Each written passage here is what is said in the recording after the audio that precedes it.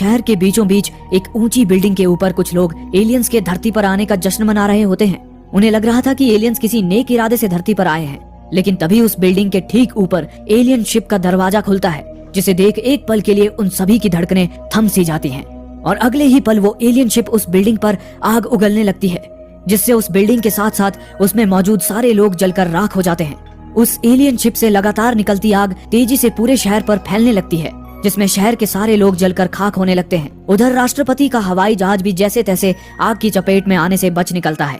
इस तरह एलियंस एक ही वक्त में सभी देशों के बड़े शहरों को जलाकर राख कर देते हैं, जिनमें लंदन, न्यूयॉर्क और मुंबई जैसे बड़े बड़े शहर शामिल हैं। फिर अगली सुबह जब राष्ट्रपति अपने बेकसूर देशवासियों की मौत पर अफसोस जता रहे होते हैं, तभी उन्हें खबर मिलती है कि उनकी पत्नी भी शहर से निकलने में नाकाम रही है।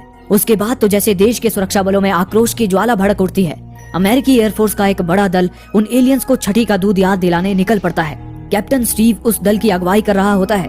वे लोग बेझिझक एक के बाद एक अपने मिसाइल्स उस एलियन शिप पर दाग देते हैं। हालांकि एलियन शिप तो एक शक्तिशाली अदृश्य ढाल से घिरा होता है, जो मिसाइल्स के शिप पर टकराने से पहले ही उन्हें ध्वस्त कर देता है। ये देखकर सभी लोग भौचक्के रह जाते हैं। तभी अचानक उस शिप से एलियंस के ढेर सारे लड़ाकू विमान निकलकर बाहर आते हैं और उन पर जवाबी हमला करने लगते हैं।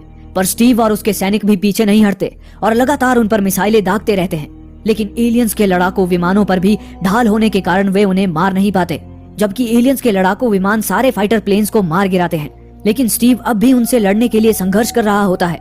वो एक लड़ाकू विमान को लट्टू की तरह अपने पीछे घुमाता रहता है, पर अंत में स्टीव की जेट का ईंधन भी खत्म हो जाता है। लेकिन स्टीव अब भी हार नहीं मानता और उस एलियन विमान को चकमा देकर उसे क्रैश करवा देता है।